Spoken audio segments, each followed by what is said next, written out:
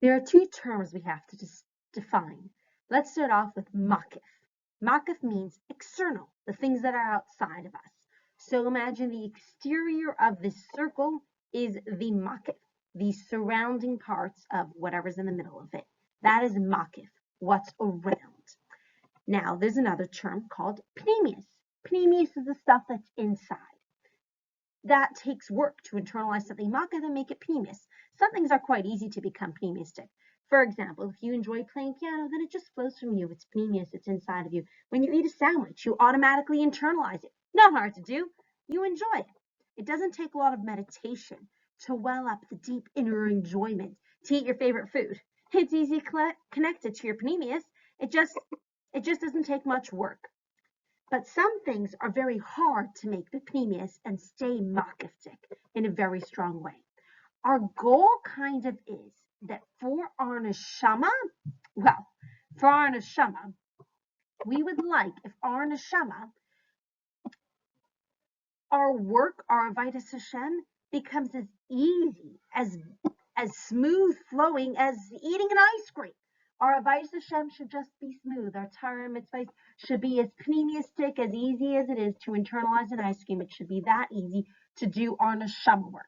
Our service of Hashem, our Torah mitzvahs should just be natural and smooth and easy as eating a mocha ice cream in a cone with hard chocolate and sprinkles over the top of it on a hot summer day. Now, not so easy because guess what? Serving Hashem is a little bit makiftic. It's surrounding us, right? Makif, blue circle, surrounding us, and not always easy to get in touch with.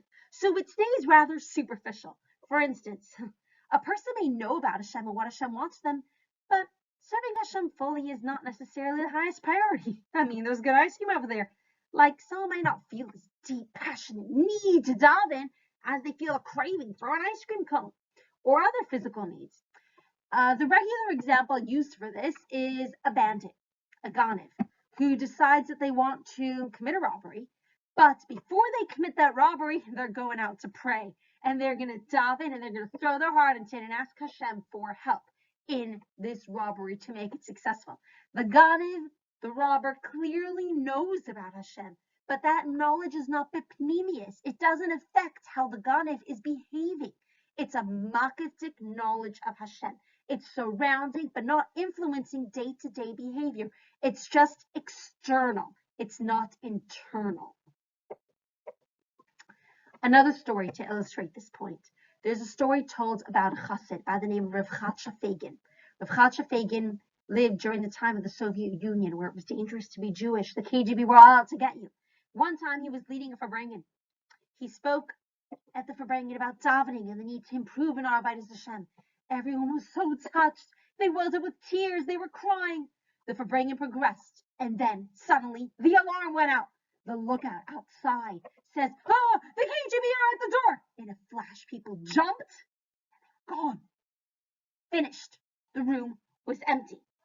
Later on, when the danger passed and people came back, Rav Chatzah bewailed the contrast. When he'd spoken of davening, people cried. But when the same people became aware of the imminent danger to their physical lives, they didn't hesitate for a moment. They just jumped, took the required action necessary. So what was more real? Which was Makif? Which was Pnimi? Was there passion for davening or their running from the KGB? Which one was more Makif? Which one was more Pnimi? Now, quite humanly, even these special people who were willing to risk their lives to attend this farbrengen still felt the physical parts of their existence a little more tangibly than their godly selves and ran when they heard about the KGB at the door. But Rav Chatzah used that opportunity to point out how internalizing godliness, how important that is. It's like what the Yitzchak Barditchev said, if only you would have put the passions of the world in books and put godliness down in the streets. And that would have been easy, God. That would have been a lot easier. So, on the one hand, Makif is normally a deep level for a person to live on, but it doesn't integrate well into daily life. It hovers, it's external, it surrounds.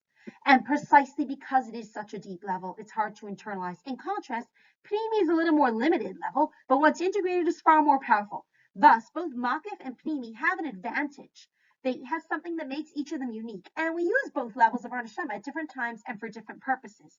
But that is the different roles, the differences between a Makif, an external thing, and Pnimi is something that's internal, and we really feel that effect. Our goal is to make our Avodas Hashem be Pnimiistic. To be a Pnimi is to integrate and make loving Hashem and doing Torah mitzvahs as easy as it is to eat an ice cream cone.